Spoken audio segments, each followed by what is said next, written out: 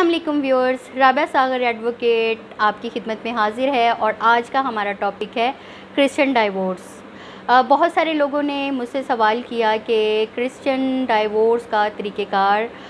जो है उन्हें बता दिया जाए। तो आज का वीडियो ख़ास तौर पर क्रिश्चियन डाइवोर्स हासिल करने का अदालती तरीक़ेकार के हवाले से बनाया गया है।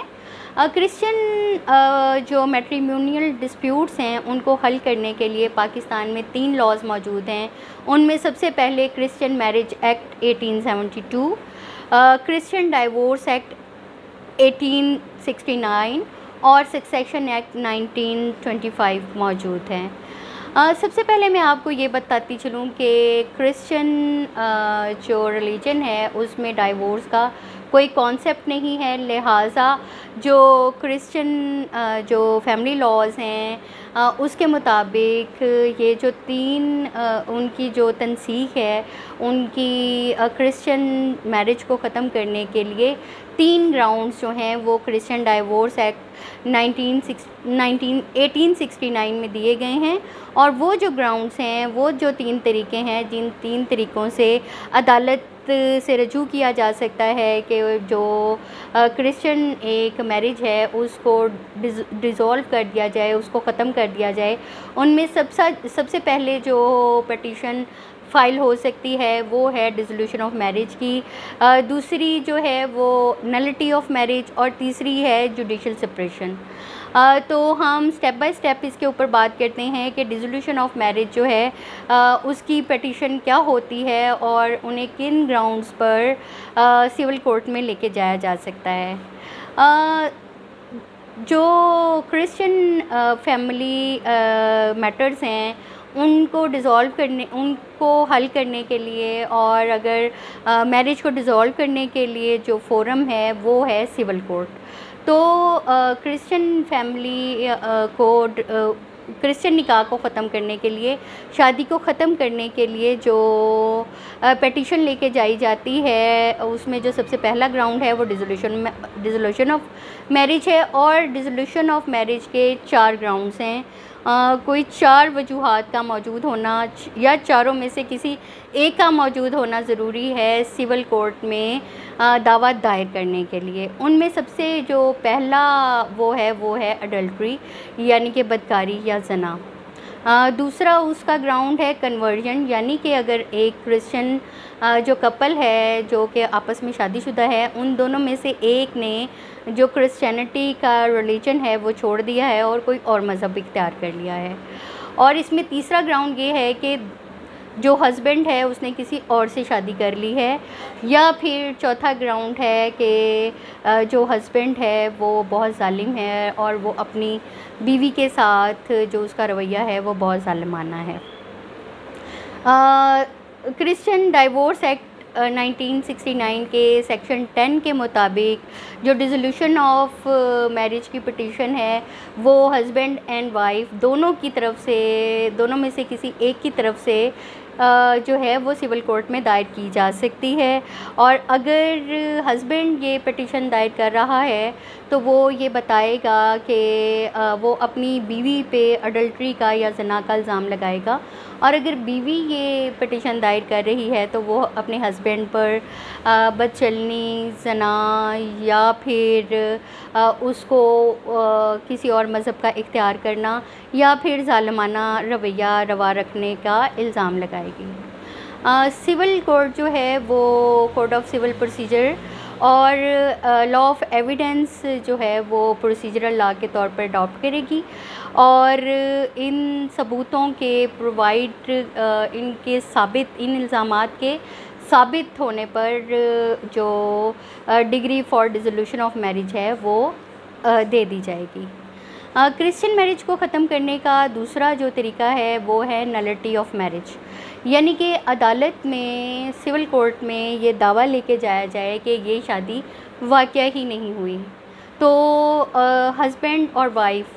दोनों की तरफ से ये दावा भी किया जा सकता है। और इसके जो ग्राउंड्स हैं उनमें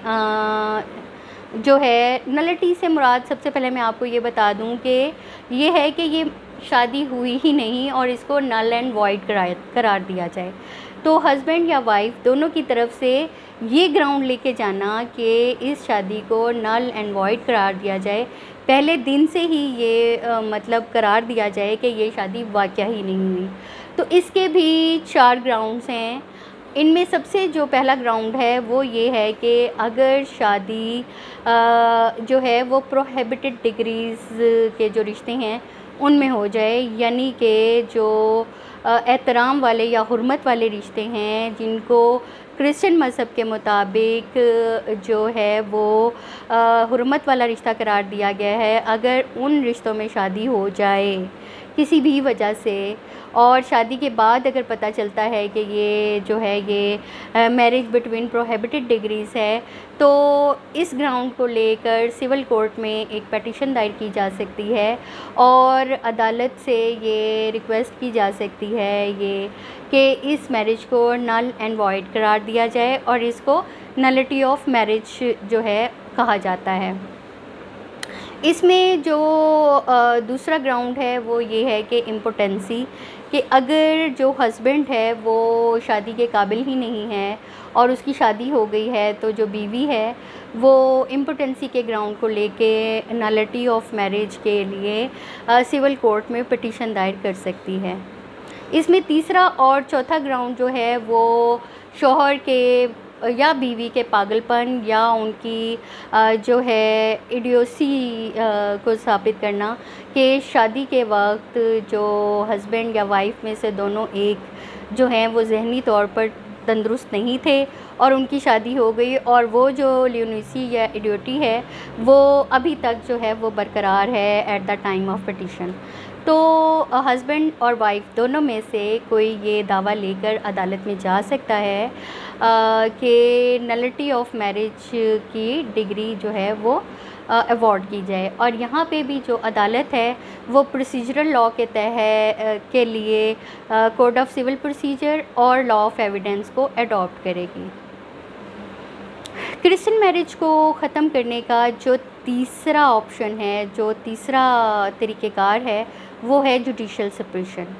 जुडिशल सेपरेशन जो है वो ज़्यादातर क्रिश्चियन फैमिलीज़ में इस डिसोल्यूशन ऑफ मैरिज के लिए जुडिशल सेपरेशन को प्रेफर किया जाता है, क्योंकि क्रिश्चियनिटी में शादी को ख़त्म करने का या तलाक़ का कोई कॉन्सेप्ट नहीं है। तो इसके लिए जो ग्राउंड्स हैं वो भी जैसे कि मैंने ऊपर ग्राउंड्स बताए हैं उनमें से कोई एक हो सकते हैं, यानी कि अडल्ट्री, कन्वर्जन, किसी और से शादी या फिर ज़ालिमाना रवैया। लेकिन जो dissolution of marriage on the ground of judicial separation है उसमें जो है ये अडल्ट्री या ज़ना का साबित करना ज़रूरी नहीं है। उसमें सिर्फ़ अगर ज़ालिमाना रवैया और मेंटेनेंस, मतलब फैमिली की मेंटेनेंस अगर हस्बैंड की तरफ से नहीं दी जा रही, ज़ालिमाना रवैया है और कोई ऐसा सर्कमस्टांसेस हैं जिनमें हस्बैंड और वाइफ का इकट्ठा रहना और उनका निभाह जो है वो मुश्किल है, तो जुडिशल सेपरेशन की डिग्री के लिए सिविल कोर्ट में अप्लाई किया जा सकता है। यहाँ पे भी जो प्रोसीजरल लॉ के लिए code of civil procedure code और लॉ ऑफ एविडेंस जो है वो अडॉप्ट किए जाते हैं। तो व्यूअर्स, आज का हमारा जो dissolution of marriage for Christian couples का टॉपिक था। उम्मीद है कि आप जो मेरे व्यूअर्स हैं जिन्होंने सवाल किया था क्रिश्चियन डिवोर्स के हवाले से, उनको और बाकी तमाम लोगों को भी इसके अदालती तरीक़ेकार का पता चल गया होगा। लीगल एड हेल्पलाइन के लिए आप लिंक दिए गए लिंक के ज़रिए मुझसे रब्ता कर सकते हैं और मज़ीद कानूनी नॉलेज के लिए, कानूनी रहनुमाई के लिए और कानूनी तालीम के लिए मेरे चैनल को लाइक और सब्सक्राइब करें।